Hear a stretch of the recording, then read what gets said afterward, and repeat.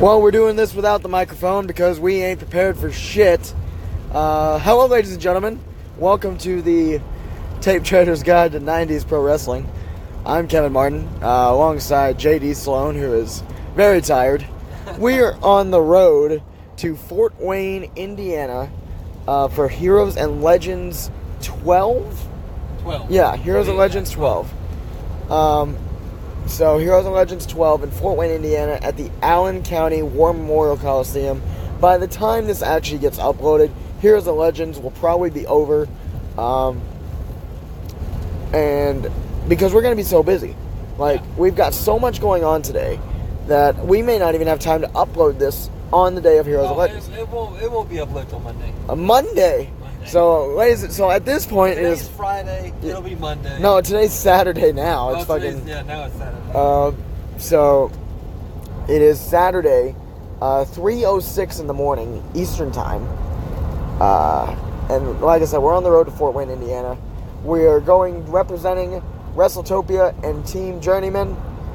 We are screening. Team Journeyman. Yep, Team Journeyman. We're screening Journeyman live at Heroes and Legends. If you don't know what Journeyman is a professional wrestling documentary based on the life of Francisco Chiazzo and Stormy Lee. Director Paul Stewart follows them through some of the toughest times in their life as they really struggled to survive after their claim to fame kind of got ripped away from them. Yeah. And so lots more can be found on what Journeyman is by going to the Facebook page, facebook.com/journeymanfilm. That's facebook.com/journeymanfilm, and you'll be able to learn all about Journeyman and what the documentary is all about, as well as see some trailers, clips, and all that fun stuff.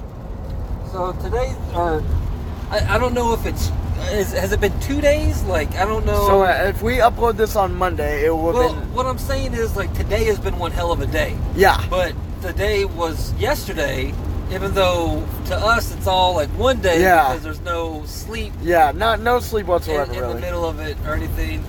So let's start off with what took place earlier this evening. Yes, earlier this evening because we had a hell of a night in New South Championship Wrestling. Yes, that's right, Franklin, Kentucky. It was packed, sold out, ran out of seats. Yeah. The action was hot. The crowd was fucking loud. Everyone was having a good time. All kinds of crazy shit has happened. Yeah, so... Richard Lowe... Don't even get me started. All right. Flipping off Chase Stevens. Yes. Counting the 3 count for Damian Wayne. Yeah. So we guys... had 2 number 1 contenders. Yeah. So, basically, Justin has run down the gist of what's going on in New South Championship Wrestling, which is complete, utter chaos.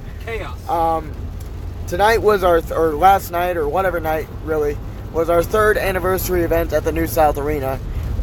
And we had a big night, kicked off hot. We had Kevin Weatherby taking on Adrian Thomas. Kevin Weatherby, the Black Sheep. And you know what's crazy is earlier in the evening, he cut a promo saying that there's no way Adrian can get him to submit. And then he submitted him. Yes. Adrian won by submission. But he did live up to his word where he said he was going to beat Adrian Thomas to a pulp. Yeah. And try to break his freaking... I think he may have broken his elbow. Yeah, right out of the socket. Yeah. So I don't know how that's going to go. But that started out hot, and that's been something that's been brewing for months now. Yeah. Speaking of something that's been brewing for months, John Irons and Cash Flow. John Irons has found a career resurgence, per se. He has found his Scottish roots. He has gone deep into those, and he is now a warrior hailing from the mountains of Scotland, the Kingdom of Scotland, sorry. The Kingdom of Scotland is representing them as the Iron King, John Irons. And, I think he's found about 50 pounds of muscle. Yeah. Well, he was already fucking inhuman, and I think he's actually bigger than he was when he was the Juggernaut. Oh. What is he now? The Iron King. The Iron King. 325 pounds of massive, just behemoth strength. And speaking of a behemoth, Cash Flow. I've been watching Cash Flow. It's a joke. The whole. I've been watching you since I was young. Yeah. That's a giant. I've been watching Cash Flow since I was young. Like, I vividly remember his IWA Mid-South stuff from back in the day, in the late 90s, early 2000s, and he was a completely different competitor than he is now. Different body, different moveset, everything. I think him and his manager Billy the P have taken a liking to you, or maybe a disliking. No, they don't. To you. I don't think they like me whatsoever. I don't like them. I mean, I'll say it right here on this podcast right now. I don't like them. They always fucking try to. They're bullies. They're bullies. They try to. They force me down to my fucking knees. Yeah. Make me look like I'm this stupid fucking idiot. They are. They're bullies. Yeah. I mean, I get it. I mean, Cash is a very intimidating individual. Yeah. I would not want to piss off Cash Flow. Sure. So I just kind of, just do what they say and get through it. But at some point, they're going to get what's coming to them. Yeah. Maybe not from me, but I think from John Irons, because John Irons has vengeance against Cash Flow. Cash walking out with John Irons' hammer, though. Yeah, that's you don't walk away with a man's hammer. You don't walk away with any man's kind of belongings. They're not their tools. Yeah.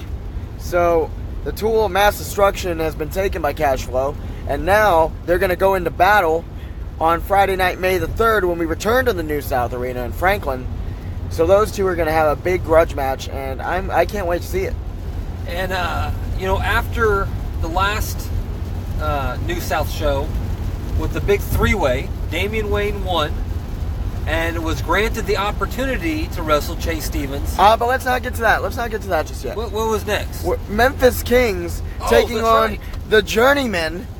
That's right. That's right. I forgot about this. How could you forget? I don't know. The team of Jeremiah Plunkett, the grizzled white boy, teaming up with the King of the Southeast, Francisco Chiazzo.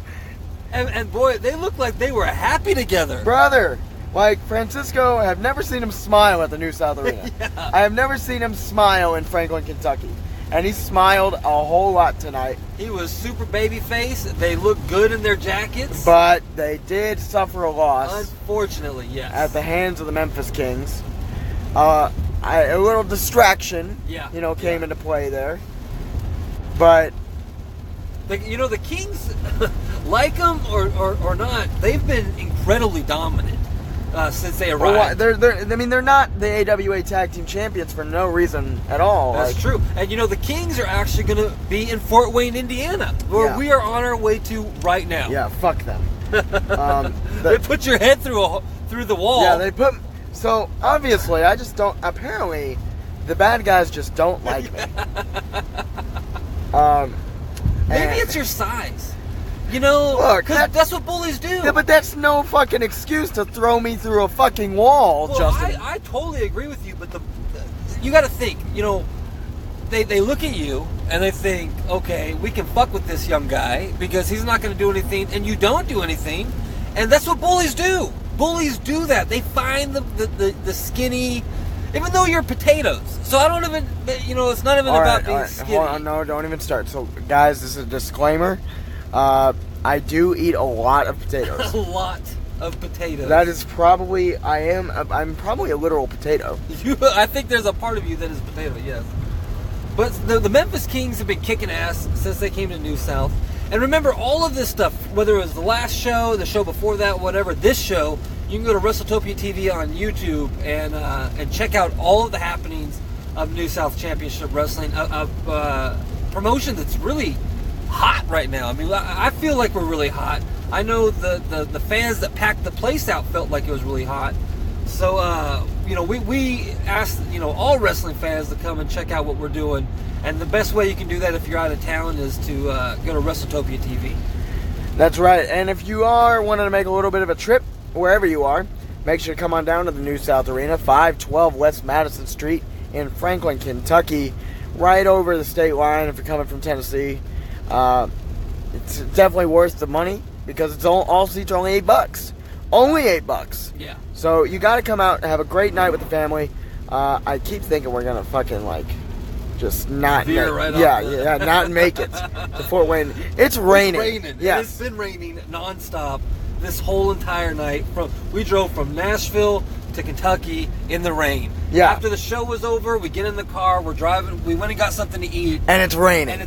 And it's been raining the entire drive from here. Franklin, Kentucky. It wasn't raining during the show. Yeah. It wasn't raining during the show, but it decided to rain after the show. Right. In half a mile, keep left to stay on I-65 North. Well, as you heard, we are going to keep left, stay on I-65 North. So let's talk about Damien and Chase. So Damien and Chase, these two have obviously been at each other's throats. Damien wants his New South championship. Chase, obviously the holder of that championship. Keep left to stay on I-65 North. Thank you. Just cut you off. Yeah, fucker. Richard Lowe, the commissioner, has it out for Damian Wayne, or so we thought. Continue on I-65 North for 6 miles. Cut you off again. You know what? I'm used to it by now. Yeah. No one wants to listen to me. No, in all seriousness, Richard Lowe, we always thought he had it out for Damian Wayne. But tonight he helped Damian Wayne, because not only did he help him, he screwed over Chase Stevens, flipped him off, counted the 1, 2, 3 after Damian threw a vicious pile driver, and now Damian Wayne is the new South Heavyweight Champion. And I've heard rumblings. I've heard some rumblings over the backstage area as we were kind of packing up. Some of the people that overheard Richard Lowe talking with Damian saying they're going to build an empire. Oh, what does that mean? I don't know. I have zero clue anymore. I mean, that could possibly mean that more talent may be coming to New South, that Richard Lowe may be creating a stable of sorts within the company. The thing that I wonder the most is, okay, so the reason why Richard Lowe even came into New South, and this is what, about 4 months ago, Kevin? Yeah. Was Reno Riggins, the commissioner of the company. He's just not able to be there day to day. And so he brought in Richard Lowe, who kind of oversee. Local to the community, so he's able to oversee it a lot better than Reno can as far as on site. So I would think that Reno's going to have to come in and do something about what took place, because honestly, even if Richard Lowe was anti Damian Wayne, which we know now that he's not, you can't do things that affects the performance of the performers. Yeah. You've got to let them win or lose on their own. You can't be stepping in and doing things to cause a win or a loss. Now that you're saying this, Rich Lowe might have it out for you now. You might want to watch out. Oh, I'm worried about that because, I'm the one that brought up the whole going on the vacation thing. So I'm probably already on his shit list. I mean, dude, you're the one that fucking... You revealed his master plan before his master plan I kind of did. ever came to fruition. I didn't mean to do that at all. I kind of outed him. So I'll be interested to see what Reno has to say about this whole thing, because it was such a fucked up situation. Chase and Damien have been putting on a kick-ass, hard-hitting match. And then at one point, Chase picks up Damien for what looks like maybe a Samoan drop or a DVD, Death Valley Driver. And as they're kind of jockeying for position, they kind of fall back into the corner where the referee was. Yeah. And so Chase kind of dumps Damien onto the referee, goes down. Chase, though, covers Damien for the 3 count because Damien's spent. Richard, seeing that the referee's down and was the outside enforcer, slides into the ring, counts 1, 2, and as his hand's coming down for that 3 count, pulls both middle fingers right in Chase's face, and Chase doesn't know what to do. He's stunned. The crowd is stunned. Everyone's stunned. Damien gets up, hits a pile driver, and then all of a sudden 1, 2, 3. And so it was just such a crazy situation. I'm sure Reno's going to review the footage I shot, and I expect him to come up with something. Well, yeah. I just can't see how that can go on. I mean, you heard how it went down tonight. You heard very loud and clear that the fans want a rematch. Yeah. Yes. There's no question. And Chase Stevens wants a rematch. Right. And Richard Lowe said he's in charge. Richard Lowe, yes. Richard Lowe is technically the matchmaker around there when Reno's not there. Right. So I told Chase, obviously I'm in on the conference calls. You're in on the conference calls. We're going to have to make a private phone call to Reno Riggins. One without Richard Lowe, because we got to get this shit put together. Right. Yeah, there's no question. And then, speaking of shit that's being put together, fucking 6-man tag action, like no other. Christian James, Justin Granberry, and LT Falk teaming One up team. to take on Sean Hurley, Brandon Wolf, and Exotic Dale. And I hear that they're calling themselves the Standard in professional wrestling. That's something that Sean coined at the last show during a promo, and I'm getting word that there may actually be another component to this team. Oh boy! Right now it's a 3-person team, but I don't think they're done. I think that there is someone else coming in, and they may be gunning for another championship, one that they don't currently have. Oh, whether they are or not, this is what's going down right here tonight. Right. You saw Brandon Wolf, Sean Hurley, and Exotic Dale team up, take on Christian James, LT, and Justin. Right. Whoever got the pinfall in that match would receive an Alliance Championship match. But if Sean Hurley got the pin, he could handpick his Alliance opponent. Championship opponent. Right. So tonight, after a hard-hitting match, one where all the dives happened right at the beginning of the match, Christian James did a dive. Justin Granberry did a dive. LT Falk did a dive, Justin. Yes. And then Ricky Bell. Right. Referee and legacy award winner, Ricky Bell. Whether he wanted to or not, did a dive. Well, was it a dive or was it kind of like, was it like a pickup? Well, he was kind of thrown into the dive. Right. But I mean, when you're in the air, you got to land somewhere. And he landed right on top of Sean Hurley, Exotic Dale, and Brandon Wolf. We're in Louisville right now, the home of OVW. Oh, yes, we are. I've been to Louisville many of times. In fact, I just did a deal at the KFC Yum Center not too long ago. But that's besides the point. In a quarter mile, keep left to stay on I-65 North. Follow signs for I-71. We gotta follow signs for I-71. Yeah. Well, I-65. So no. We're here. Yeah. Yeah, we're going to Indianapolis. Keep left to stay on I-65 North. Okay, so we're good. But we're about to hit that toll bridge. Oh man, fucking tolls, fucking my lord. So continue on I-65 North for 7 miles. Cut you off now. That's what she does. So one hell of a night tonight. And honestly, like, I don't know how many people that go to New South listen to this. But man, we packed it out tonight. We really, really packed it out. The fans just get stronger and stronger and louder. And it's really been incredible. And We've been on a hell of a run. And they were definitely loud when they found out what happened at the end of that match. Yes, because there was a double pin. Yes, so there was we did have another double official match. Yeah. To ensure nothing crazy happened. And then something crazy happened. Yeah. So referee on the inside of the ring, Ricky Bell, Hall of Fame referee now. Now counted the 1, 2, 3 for Justin Granberry. But at this same moment, the outside official, John Howard, counted the pin 1, 2, 3 for Christian James. So either way, the team of Christian James, Justin Granberry, and LT Falk won. The team won. But the debate was over who would get the Alliance Championship match.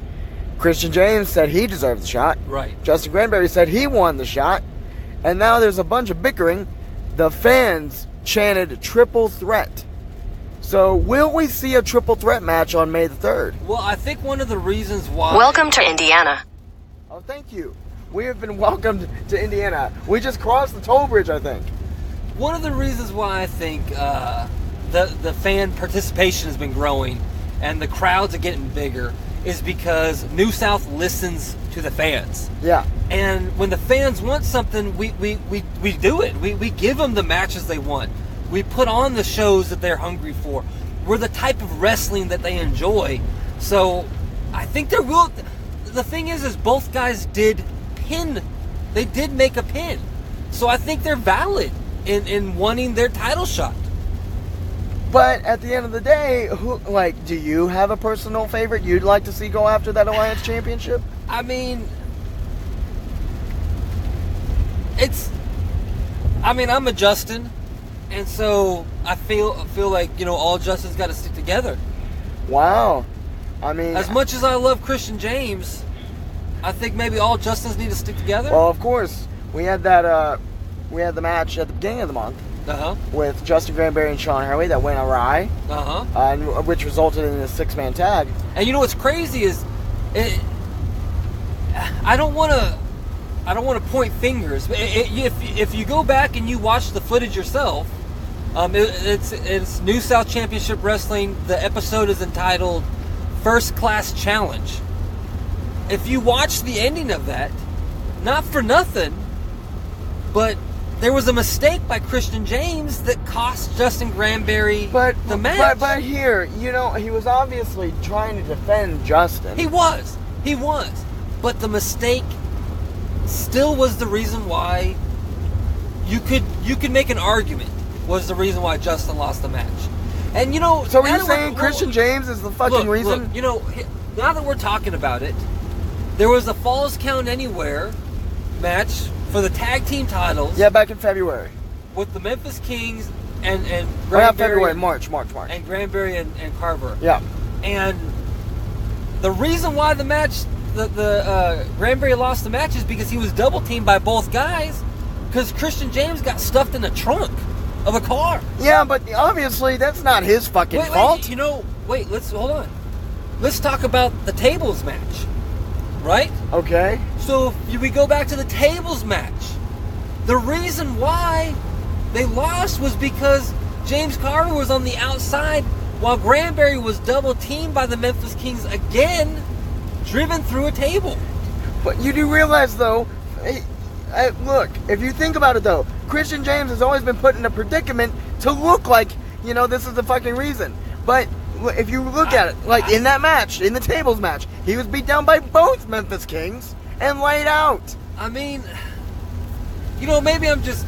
I'm connecting dots. Both Memphis Kings threw him in the fucking trunk. Look, maybe I'm connecting dots that aren't even there. I'd ask anyone that's listening to this, go to WrestleTopia TV, watch the episodes in order, and then you tell me what you think is going on with Christian James. What's really happening? Here's the thing, Kevin.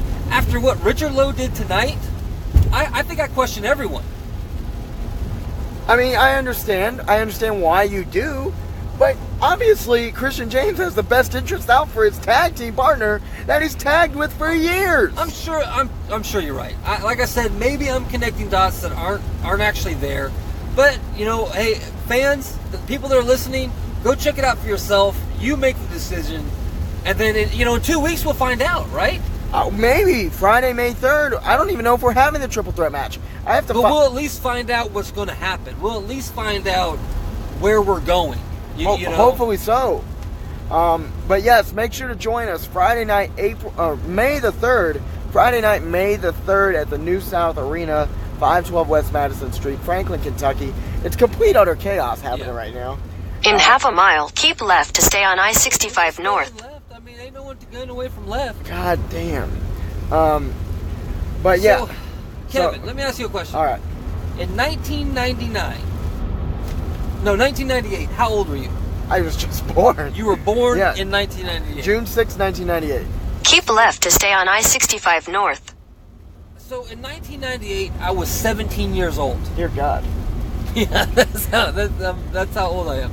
I was 17 years old, which everyone knows how old I am today. Yeah. Just 20 years ago. So, I would say that in 1998, wrestling on television was probably at its prime. The year before, WCW was on fire. WWE was building. They were kind of on their way up. Starting to do things. In 1999, WWE was on fire, but WCW was kind of on that downslope. In 1998, both companies were really fucking strong. Yeah. I watched the Monday Night Wars. And when I was 17, 20 years ago, I would have literally shot you in the foot with a gun if it meant I could have a 24-hour, all-access wrestling network. And we just talked about this. There is a 24-hour, all-access wrestling network right now. There are plenty of them. That's true. I mean, there is plenty of them. I have one that I never watch. Why? What's wrong with me? Yeah, you see, we were talking earlier, before we went and started recording. Justin has signed up for the WWE Network right before WrestleMania. He signed back up for the network, and he has yet to actually watch the network. I haven't even turned it on. Like, so he has already paid $10 for, well, I mean, you've paid $10 because it's not your first month. $10, and it's already halfway through the month, and he has not watched shit. Not watched shit. And like, you know, I still love wrestling. I really do. But I've it's kind of like all the other, you know, the last time that we talked about, like, you know, what have you already watched from WrestleMania weekend? Yeah. And what do you want to watch from blah, blah, blah. Well, I have every single show from WrestleMania weekend. Every single show. I have the WWE Network. I haven't watched a single thing outside of, like, GIFs. Yeah. I haven't watched a single actual show, and I'm interested by multiple shows. Like honestly, I'm honestly interested. But man, what has happened to my fandom?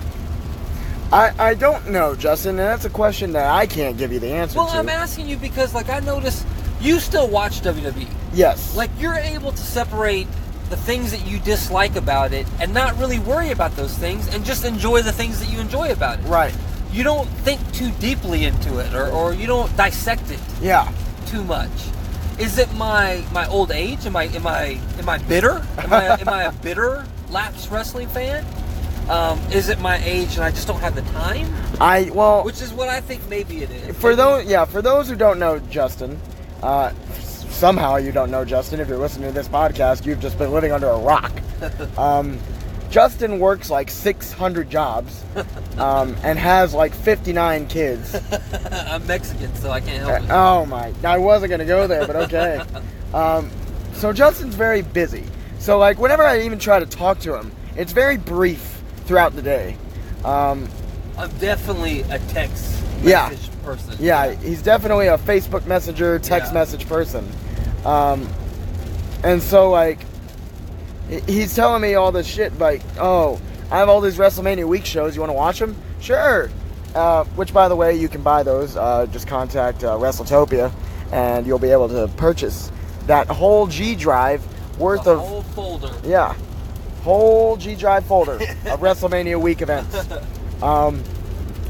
But going back to what he was saying, he doesn't watch, wrestling all the time anymore. Like, he loves wrestling, and I love wrestling, but I watch it a lot of the time. He doesn't. And I think that is the biggest factor, is your time to watch it. Right. And a good portion of my day is involved in wrestling.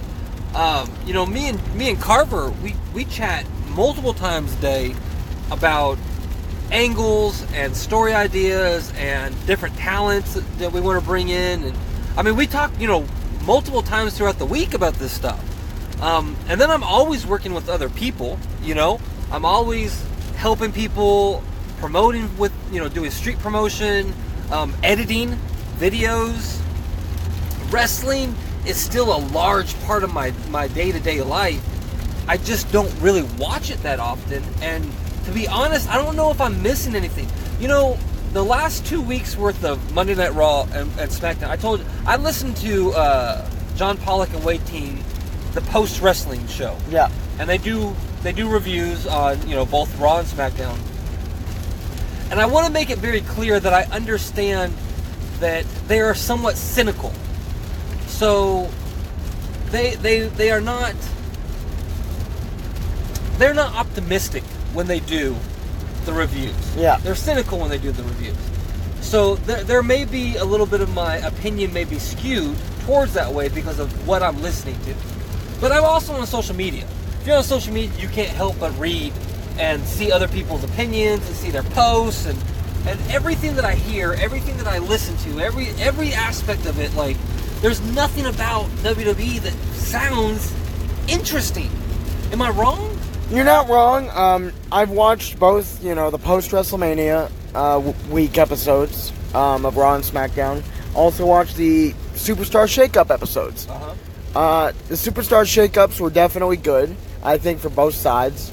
Raw now has a much better tag division, and SmackDown has a much better women's division.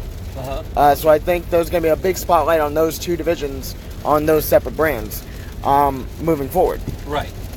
But other than that, there isn't anything exciting going on. I mean, there's Money in the Bank on May 19th. So they don't really have to build a singles feud. You know what I mean? You know, does Money in the Bank really matter? Does that, I mean, the match, I'm sure, like, all the competitors are still gonna, like, the match will be good, right? It'll be an exciting match and stuff. Yeah. But every year they have Money in the Bank, so the match itself isn't really that big of a deal, right? It's like the actual, that they're having a ladder match with multiple combatants, that itself isn't that big of a deal. Right. It's just whoever's gonna win that case. We know for the next year, you know, it's gonna be at least 6 months plus. They're going to always be teasing that cash in, so we know we can look forward to that. And I guess the big draw is who will win the case, not the match, not the ladders in the match, not the spectacular nature of the match. Yeah, it's more about, like, I wonder who's gonna win it, because the match is just whatever now. Yeah, because I remember when they first started doing the Money in the Bank, and they're like, wow, this thing is insane. People flipping off of ladders and shit. But now we know that's going to happen. Yeah. They can only do so many original things. It's a custom now. It's just part of it. And so everything I've heard about Becky Lynch since WrestleMania sounds extremely lukewarm. I mean, extremely. Well, you know, I got to give Lacey Evans the benefit of the doubt, though. We've never seen her really work. Like, if you watch Raw, all she's done for 6 fucking months, or not really 6, but like the past 4 fucking months, all she's fucking done is walk like a catwalk, fucking, and walk back like a lady. That's what her deal is. She's a sassy Southern belle and does everything like a lady. So, you know, I'm not sure. But, like, you know, Becky doesn't sound like that ass kicker that she was 2 months ago. That I don't give a fuck what the McMahons say. I'm gonna walk through the crowd with a busted nose. That badass chick that she was, she kind of sounds like just another babyface now. Really? Yeah. Wow. Yeah, kind of catering to the cheers. I don't know, from the sounds of it, like, why wouldn't she just be kicking every other chick's ass? Just running down, beating the hell out of them all. Right. I don't know. So far, everything coming out of WrestleMania hasn't sounded too exciting or spectacular. What do you think about Enzo Big Kaz XL? So I was actually listening to this today on the Wrestle Talk News. Because that's where I get my news. And they were talking about how Enzo and Kaz XL have not signed contracts yet. Because the rumor is Ring of Honor does not want to pursue that route anymore because of the negative reaction that that thing got. Oh, wow. So, for those who don't know, apparently the invasion that Enzo and Kaz did was supposed to be an angle, but it was supposed to build like it was real. Right. And then it was based off of the whole Enzo hijacking Raw or Survivor Series or whatever. That was my phone. And then, so they jumped the rail and started beating up on all the ROH guys. And then the ROH guys fought back, and it was this whole deal. But they didn't catch any of this on camera. But there's footage out there. Of the whole thing. And I think one of the biggest problems with the whole thing is they're fucking throwing working punches. Hey! Don't kill the business right now. No. If two guys, I don't care if they're especially Kaz or Enzo, who's already fucking, you know, a joke amongst quite a few parts of the community. If he jumps the rail and is out there trying to get over on someone, you're telling me the whole locker room would have come out and beat the shit out of him? Yeah. It just, you can't, they couldn't go back and forth.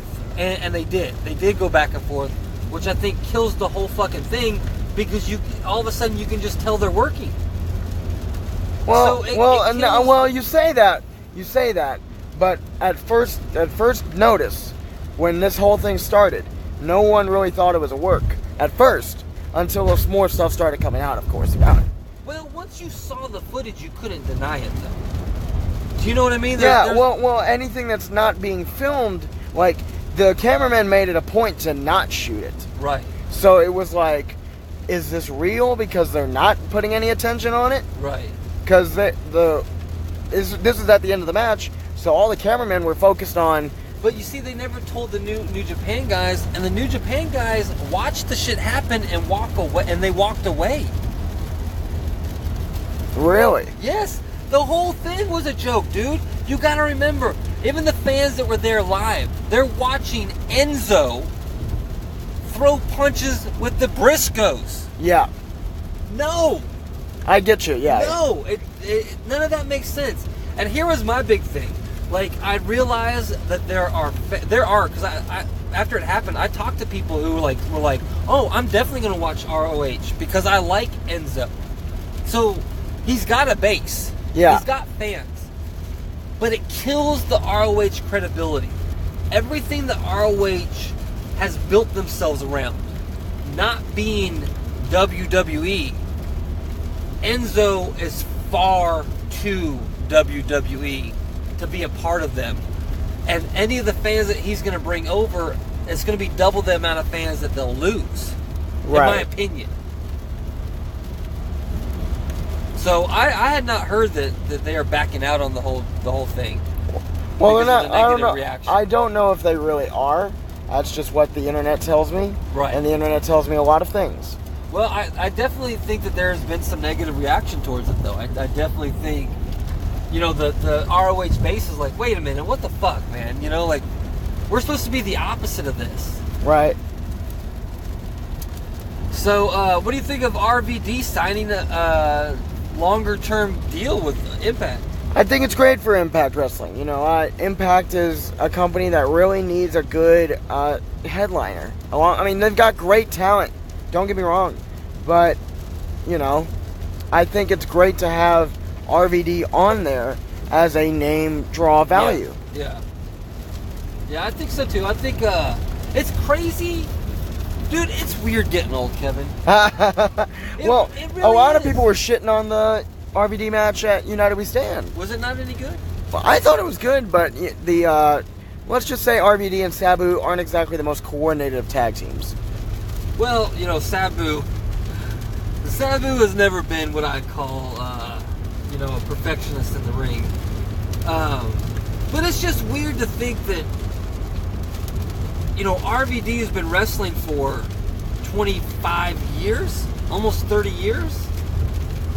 Because it feels like, dude, it was just yesterday when RVD versus Sabu at ECW's Matter of Respect was taking place.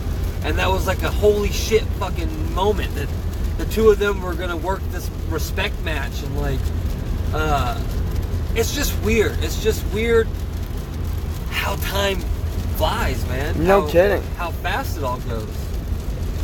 So, speaking of time, it is 3:44 Eastern time. 3:44 Eastern time. We still got 3 more hours to go? According to the map, let's see. We are going to arrive